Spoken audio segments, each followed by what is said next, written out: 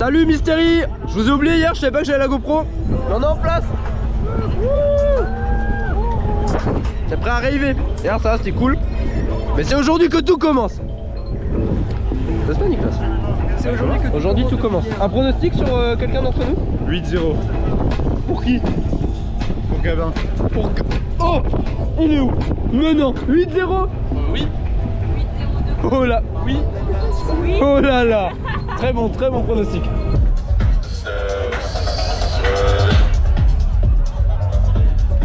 On va le dépote cette année. Oh la vache. Ce soir ça va être huge. Huge.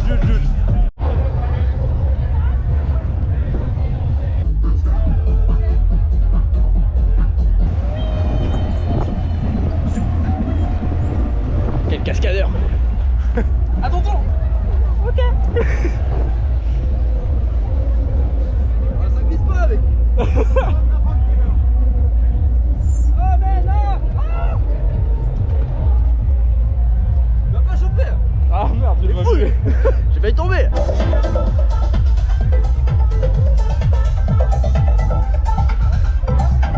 Ah, cette année il y a plein de scènes totalement différentes hein. Les ambiances elles sont dingues. Ça me conforte dans mon projet DJ.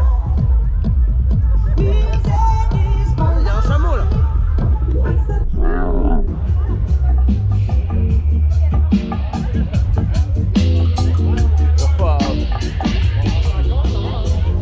L'ambiance pour Lucas ça. Il y a écrit McDo partout. C'est totalement dingue. T'es en libre service.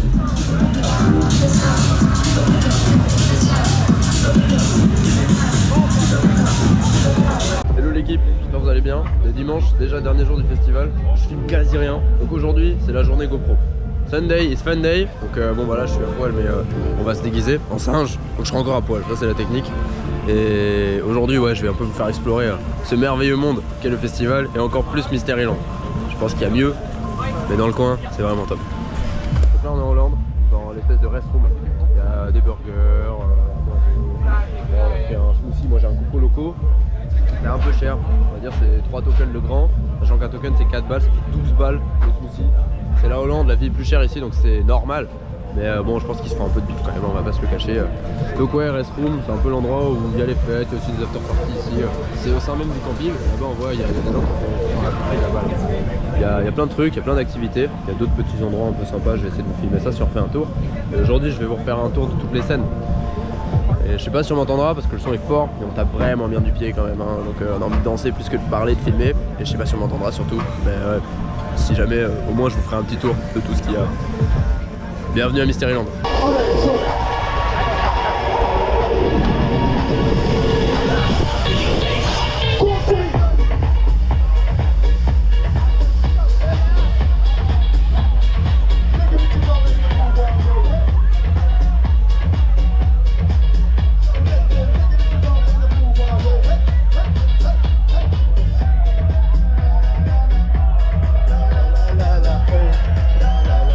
C'est la scène hard.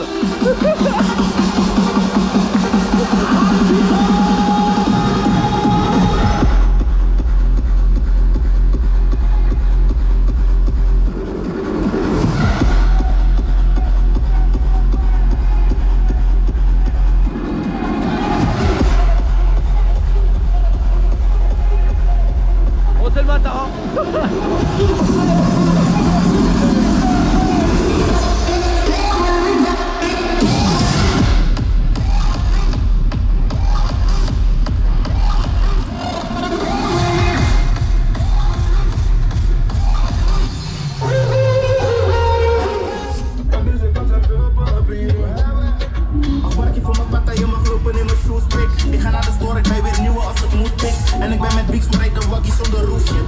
Il y a de tout ici, hein. C'est un truc de dingue. Charge des tokens. Vous m'avez pas encore vu avec mon coup de fit. Alors, t'as coup de fit ou quoi là? J'arrive pas à filmer, hein. J'espère, je vais me faire violence, c'est que j'aurai des plans, mais je vous jure, je me force. D'habitude quand je voyage et tout je kiffe, mais là je me force. Oh là là, tellement envie de basader toute la tech là. Faudra un drone qui me suive. Genre comme ça là. Pour être sympa hein. Ah mais faut juste que j'achète un harnais. Et là, c'est la vie d'Aloca. Plus aucun souci. Je clique, clac clac, ça s'allume, clac clac, ça éteint, tout baigne. Oh là là, c'est beau.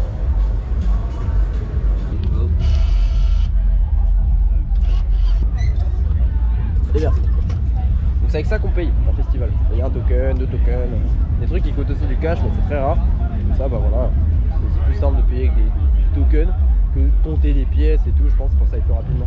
Putain, la hard étape là. On va y retourner fissant. Non, on fait un petit tour d'abord. Un petit tour. Là, on a des tokens. On va aller acheter de l'eau. En plus, j'ai un ticket avec une des serveuses là. Donc.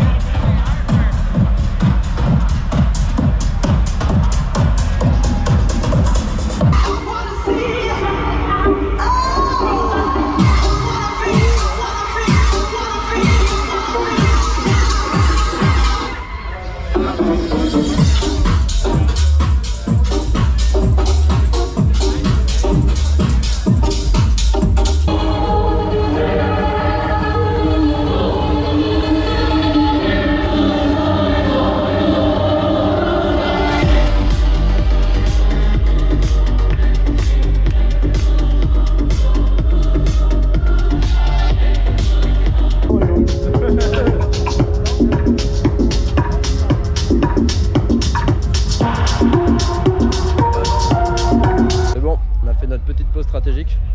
On a tout le outfit qu'il nous faut pour bien arriver. Et là, c'est le moment de faire la fête jusqu'à ce que ça finisse. C'est fini. Nous ne répondons plus de rien maintenant. Nous sommes juste des machines à danser. T'as pété? T'as rien senti?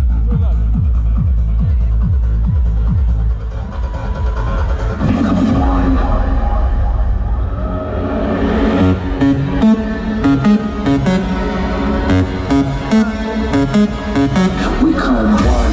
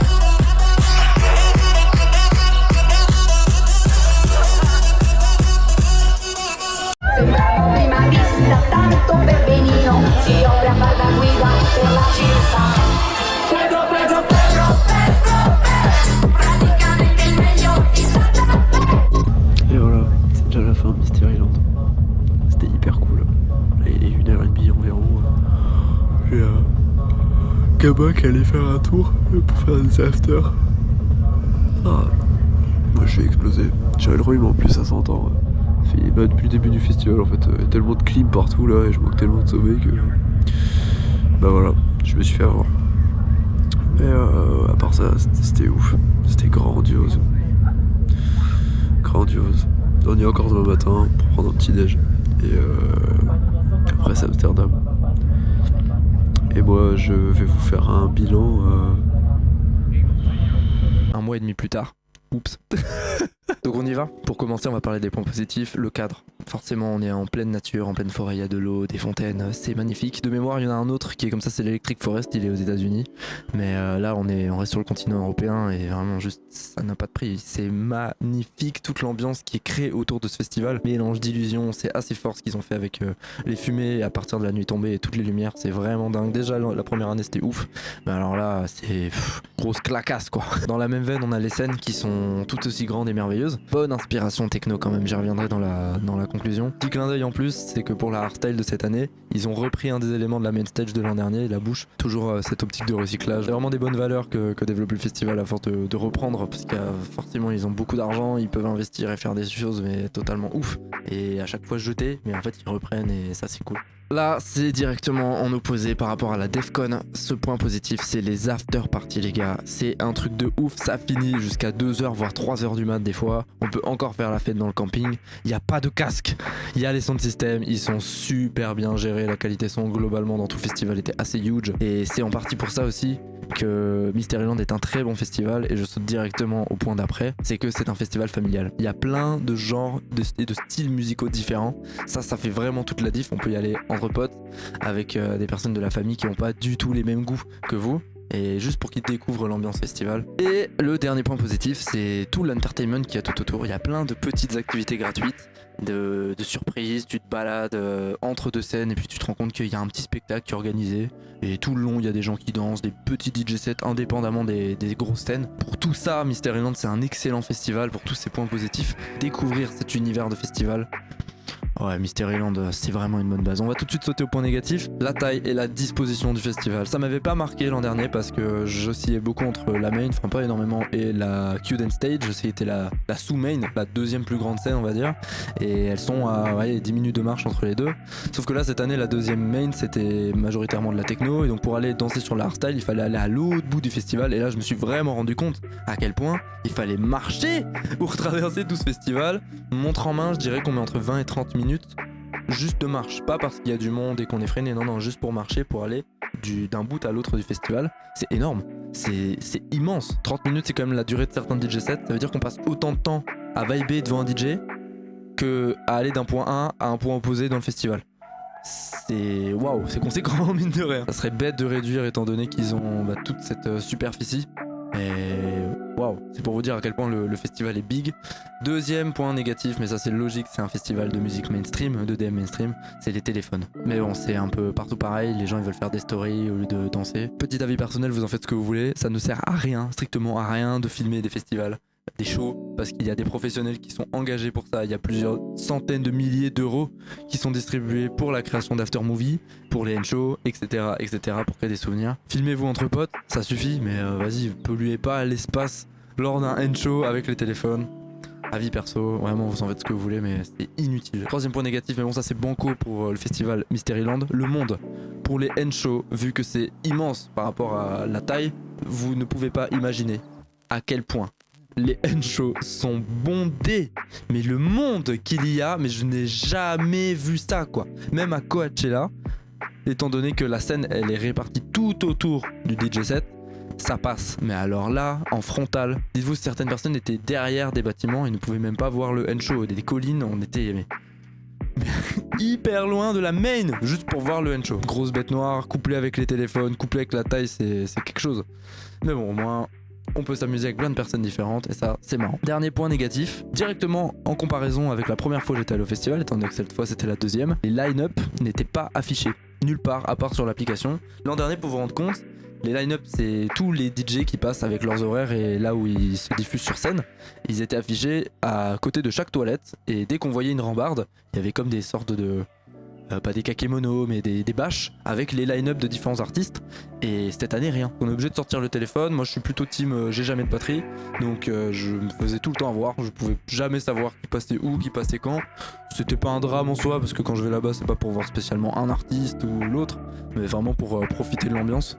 Mais c'est vrai que c'était dommage comparé à l'an dernier, je trouve que c'était un petit peu un point négatif. J'en ai déjà fini avec les points négatifs et les points positifs, on va directement passer à la conclusion. Mysteryland, c'est un gros oui. C'est avec ce festival que j'ai commencé mon aventure dans le milieu, et c'est des potes qui m'ont offert la place alors que l'an dernier je n'étais absolument pas en condition pour y aller. Pour savoir, j'ai quand même fait ce festival plus quelques heures de route et de marche à Amsterdam en béquille.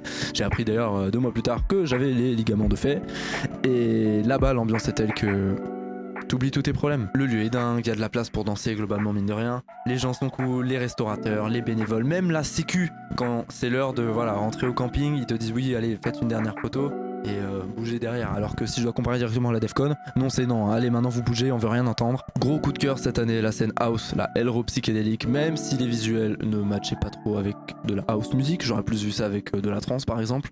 Le son était si bien mixé que j'ai juste posé mon cerveau à côté et je dansais. Il n'y avait rien d'autre. Je ne peux que vous conseiller ce festival pour sa diversité, son multigenre musical, je sais pas si on peut dire ça, mais ça veut dire qu'on peut venir avec des copains, avec la famille, et même en loup solitaire, il y aura toujours des personnes avec qui on va pouvoir vibrer, et même en famille souvent on n'a pas forcément les mêmes goûts musicaux, bah là pas de soucis, on arrive à un groupe de 10, tu vas te dispatcher là, on va vivre notre festival, puis on se fait des checkpoints, on se revoit, t'as vécu ça, t'as vécu truc, juste l'ambiance, tout est fait là-bas pour que tout le monde puisse kiffer à sa juste valeur, c'est top. Il y a une seule règle à retenir à Mysteryland, et je pense plus globalement dans les festivals d'une manière générale, c'est que trop, c'est pas assez. Il y a un seul jour, on va dire week-end dans l'année, où on peut faire la fête, autant y aller à fond quoi. Des costumes, des coiffes, des paillettes, du maquillage, danser, vibrer, c'est juste un truc de malade mental. Je vous recommande Mysteryland très chaleureusement, bien sûr. Je vais ouvrir un petit élargissement pour finir cette vidéo. Avec Mysteryland, on remarque que le paysage de l'EDM et de la musique un peu mainstream est en train de s'ouvrir aux couleurs de la techno. Je pense que le collectif Afterlife n'est sûrement pas pour rien avec ses énormes visuels. Atolum, qui est un de leurs shows les plus connus parce que ça tourne énormément sur les réseaux. À chaque fois, ce qui est mis en place, c'est que les auditeurs, les spectateurs sont mis sur la scène, voire un petit peu au-dessus par rapport au DJ. Je pense que ça vient également du fait que les Boiler Room ont vraiment le vent en poupe, notamment depuis la performance de Fred Again. En tout cas, c'est là où ça a commencé à péter parce que ça existe depuis plus de 15 ans. Les couleurs de l'EDM dite classique changent au profit de la techno, des kicks un peu plus punchy, un BPM qui monte. Alors ça a du bon pour certains et du mauvais pour d'autres, vous avez votre propre avis là-dessus. Moi je trouve ça plutôt cool étant donné que j'affectionne énormément le hardstyle. Pour moi on va au fur et à mesure des années monter en BPM, monter en distorsion, et ça va directement ouvrir cette place au hard, à la hard music, dans justement ce paysage plus mainstream. Ça arrivera d'ici quelques années, comme on peut déjà le voir dans certains sets de gros DJ américains comme Jimmy Trumpet qui a fait pas mal de feats avec des artistes de la hard music. Il finit tous ses sets maintenant avec de la up tempo. C'est assez costaud l'up tempo, c'est 200 BPM, hein. On est loin de la house à 125. Toujours est-il que les goûts et les couleurs changent. Ça fait du bien de voir un petit peu de renouveau dans la musique. Il y a également des platines DJ qui sont en train de sortir et qui sont en train de renouveler le genre et le commerce là-dedans. Ce sont des sujets que j'affectionne tout particulièrement et qui m'intéressent. Mais bon, on sort un petit peu de la conclusion pour Mysteryland, on aura l'occasion d'en reparler si ça vous intéresse. Mais en tout cas, je vous fais des gros bisous, je vous remercie de m'avoir suivi. Et longue vie à la musique, longue vie à vous, longue vie à... vas-y là on dirait un politicien. Je vous fais des bisous, prenez soin de vous, ciao ciao.